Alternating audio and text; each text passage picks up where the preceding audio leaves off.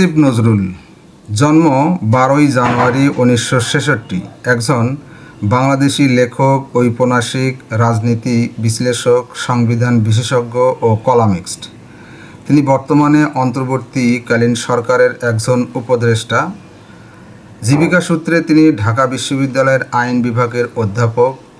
TV talk show ও তার কলামের সাহসী রাজনীতি বিশ্লেষণের জন্য তিনি বিশেষভাবে খ্যাত।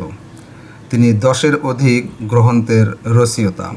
আসিফ নজরুল ঢাকা বিশ্ববিদ্যালয়ের আইন বিভাগ থেকে 1986 সালে স্নাতক এবং 1987 সালে স্নাতকোত্তর সম্পন্ন করেছেন। 1999 সালে সোয়াস ইউনিভার্সিটি অব লন্ডন থেকে তার পিএইচডি সম্পন্ন করেন। পরবর্তীতে জার্মানির বন শহরের এনভায়রনমেন্টাল ল সেন্টার থেকে তিনি পোস্ট ডক্টরেট ফেলোশিপ অর্জন করেন।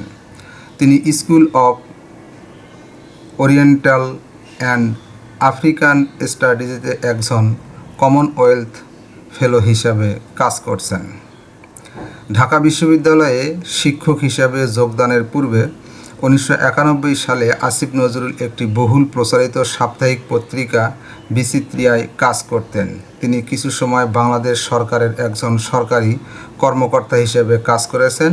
জাতীয় আন্তর্জাতিক বিভিন্ন মিডিয়ায় তাকে প্রায় দেখা যায়, যেমন বিবিসি, সিএনএন এবং আল জাজিরা ইত্যাদি। ইউএনডিপি, এডিবি সহ মানবাধিকার সংস্থা, আইনের শাসন, পরিবেশগত সমস্যা ইত্যাদি ভিত্তিক বিভিন্ন ধরনের আন্তর্জাতিক সংস্থার সাথে তার কনসালটেন্ট হিসেবে কাজ করার অনেক অভিজ্ঞতা আছে। বর্তমানে তিনি বাংলাদেশের অন্তর্বর্তীকালীন সরকারের একজন উপদেষ্টা হিসেবে আছেন।